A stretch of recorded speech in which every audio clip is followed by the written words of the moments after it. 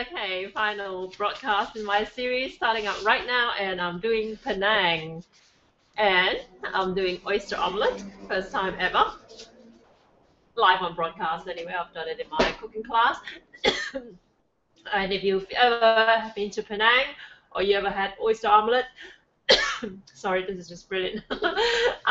You will know they usually cook it on a flat griddle. Okay, now I'm going to be a little bit different. I'm going to use a wok for this. It seems to work better for me because you need the kind of heat, and this particular stove type, it doesn't really kind of like have a the right surface for my well, I don't have a griddle around here. I've got a frying pan, but my frying pan's a little bit too small for it.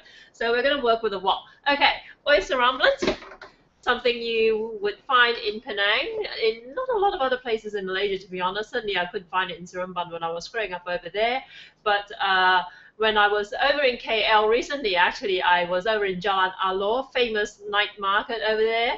And I had oyster omelette, but it's a very different type to what you get in Penang. Okay, we can get into the differences in a little bit, but I'm just going to get started. And the ingredients you want: oysters.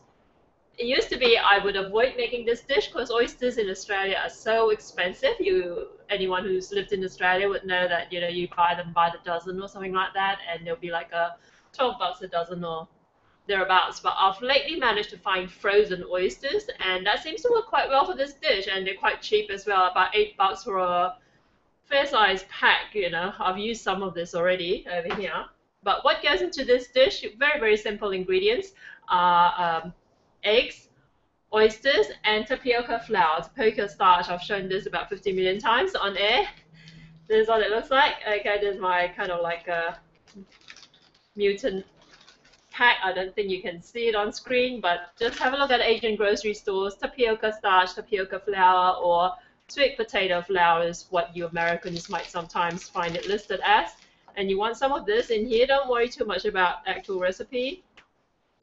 And you want to mix this with some water. And the gentleman who was making this over in KL, when I was watching him, all he has in here is just water and flour, okay? But I'm going to be a little bit different. I'm going to put a dash of pepper in it because pepper seems to make everything better. And the other ingredients you need in terms of seasoning are fish sauce and soy sauce. And again, I'm going to throw in a dash of my chicken stock granules as well.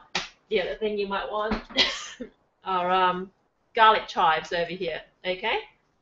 So garlic chives. Oh yeah, preserved radish. I've got some over here. This particular type I'm using, you can't tell the difference on screen, obviously.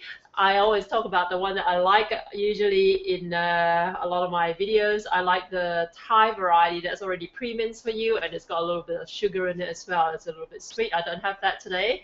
I'm using this from my mom's pantry. And she likes the Chinese variety, which is just outright salty.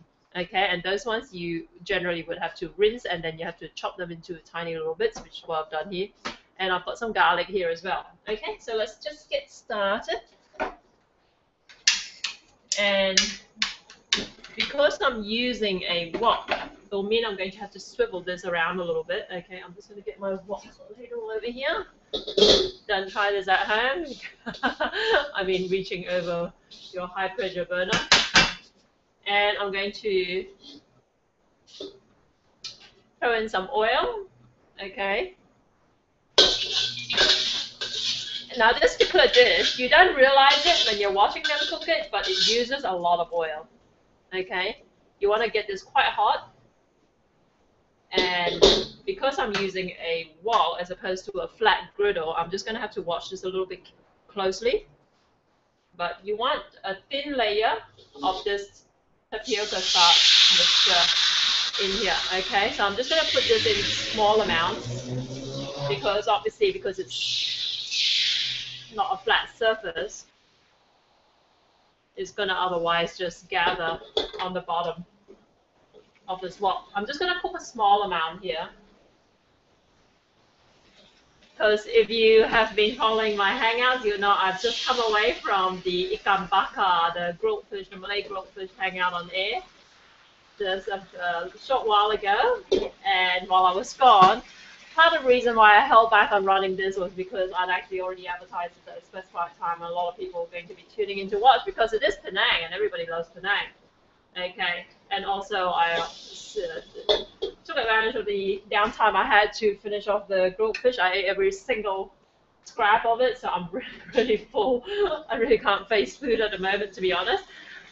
Okay, now the one I had in KL, I'm just gonna let this cook for a while.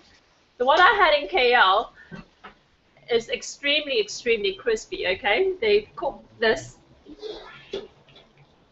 tapioca batter mixture here on the griddle for quite a while, and they let it completely crisp up, and the end product is just like a big flat sheet of batter. It's quite interesting.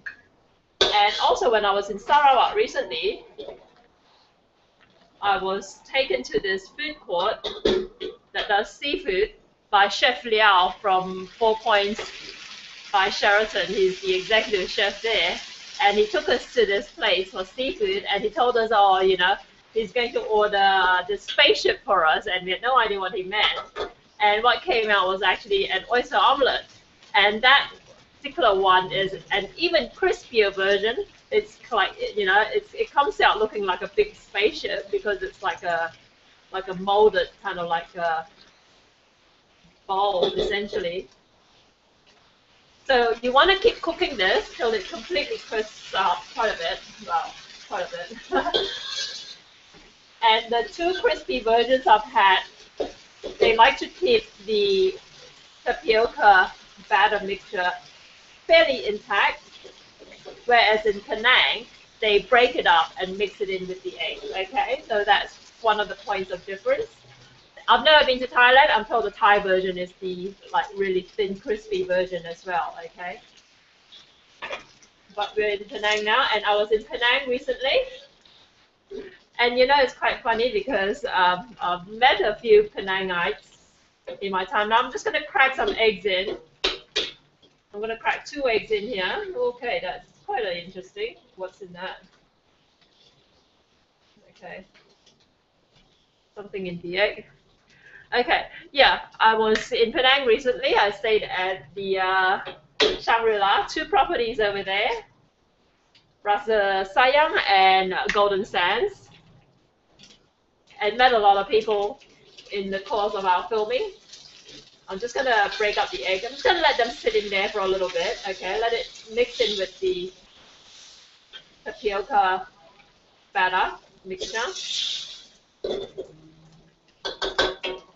And I've always thought that Penangites are a little bit cocky about their reputation as the undisputed food capital of Malaysia. I'm just sprinkling some fish sauce in here, okay? So that's kind of like always,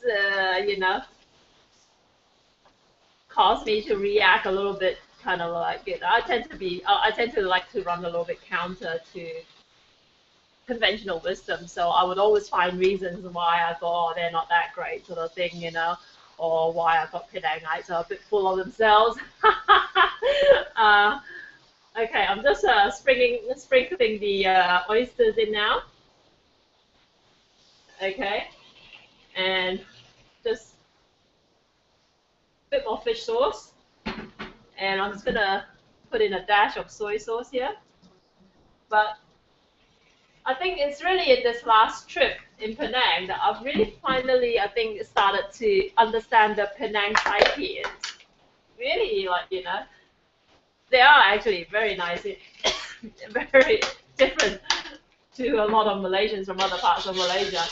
But I like Penangites, I've decided, and I like the place. I like the fact that they're so diverse in their street food culture, and yet they make no apologies for it, and also they don't really pander to tourists. It's not like a full-on tourist trap on anything like that, like you might find in other parts of Asia.